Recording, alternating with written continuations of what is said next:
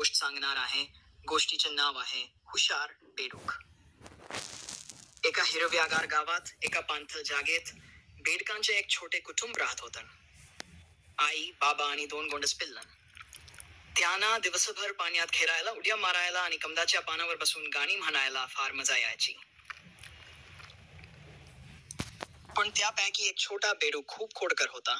आई त्याला वारंवार सांगायची, आईचा आवाज, बारा जास्त वेळ पाण्याबाहेर खेळू नकोस, नाहीतर संकट येईल. पण छोटा बेडूक आईचे ऐकत नसे. एकदा तो तलावाबाहेर गेला आणि शेतात पोहोचला. तिथे 2 मोठी बैलं नांगर ओढत होती. छोटा बेडूक त्यांच्याकडे पाहून मोठ्याने हसला. बेडकाचा आवाज खोट करत, ही जनावरं किती मोठी आहेत, पण मला घाबरवत नाहीत. मी सुद्धा इतकाच मोठा होऊ शकतो. मग त्याने आपलं पोट फुगवायला सुरुवात केली. फुगवत राहिला, अजून फुगला, अजून. अरे, असं करू नकोस. तू छोटा आहेस, पण चपर आहेस. दुसऱ्यासारखं बनायचा प्रयत्न करू नकोस. पण खोडकर बेडूक हट सोडायला तयार नव्हता.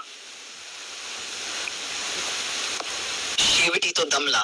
त्याचं पोट दुखायला लागलं आणि तो धावत तलावाकडे परत आला. आईचा आवाज शिकवणीच्या स्वाला, दुसऱ्यासारखं बनायचं नसतं. आपलं रूप, आपली ताकद यातच खरी सुंदरता आहे. स्वतःवर समाधान मानलंस तर तुला नेहमी आनंद मिळेल. छोटा बेडूक आता शहाणा झाला. त्याने स्वतःच्या छोट्या पण चपर अंकाठीचा अभिमान बाळगला. रोज तो मित्रांना पाण्यात पोहायला शिकू लागला आणि अंदाने गाणी म्हणू लागला. समाप्ती पण ठाम आणि गोड स्वरात. मुलांनो, या गोष्टीतून आपल्याला काय कळतं? होय, दुसऱ्यासारखं बनायचा प्रयत्न करू नये. खरा आनंद म्हणजे स्वतःवर समाधान बाळगणं.